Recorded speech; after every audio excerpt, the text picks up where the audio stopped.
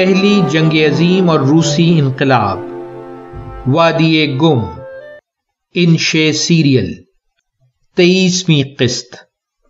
Song چند قدم تیزی سے بھاگا اور پھر اس نے اونچے پہاڑ کے چٹانی کٹاؤ سے نیچے دور تک پھیلی وادی میں چھلانگ لگا دی۔ ہم سب بیس کیمپ کی بلندی سے سونگ کی بھرپور پیراگلائیڈنگ مہارت سے لطف اندوز ہونے لگے۔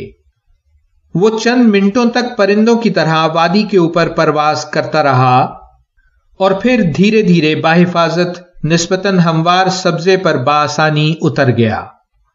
ابو آدم نے کہا، 1905 میں امریکہ کے اورول اور ولبر رائٹ بھائیوں نے انجن سے چلنے والا جہاز بنا کر اور پہلی کامیاب پرواز کر کے انسانی تہذیب کو ایک نئی بلندی پر پہنچا دیا تھا۔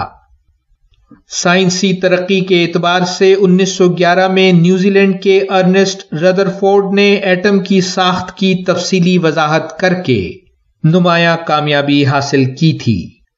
ڈیوڈ نے کہا، دوسری طرف یورپ میں 1914 میں جب ایک سربین گیوریلو پرنسپ نے آسٹریا کے ولی عہد آرچ ڈیوک فرڈیننڈ کو قتل کر دیا تو آسٹریا نے اس کا الزام سربیا پر لگایا اور جلد ہی دونوں ملک جنگ کی لپیٹ میں آ گئے۔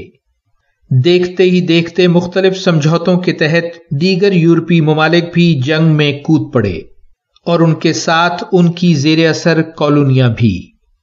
ایک طرف مرکزی طاقتیں یعنی جرمنی، آسٹریا، ہنگری، بلغاریہ اور سلطنت عثمانیہ تھی، اور دوسری طرف متحدہ طاقتیں جیسے برطانیہ، فرانس، اٹلی، روس اور سربیا وغیرہ۔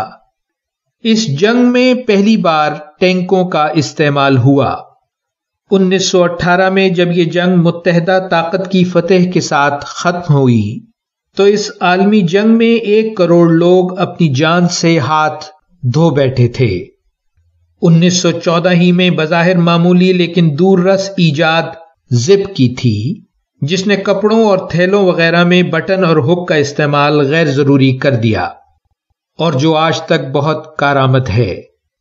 اسی سال چارلی چیپلن اپنے مخصوص کردار میں اپنی پہلی فلم کے ساتھ اسکرین پر نمودار ہوا تھا۔ 1917 روسی انقلاب کا سال ہے کہ جب زار کی ظالمانہ حکومت کا تختہ الٹ کر مزدوروں کے حقوق کے علمبردار لینن نے روس کو ایک کمیونسٹ ریاست میں تبدیل کر دیا تھا۔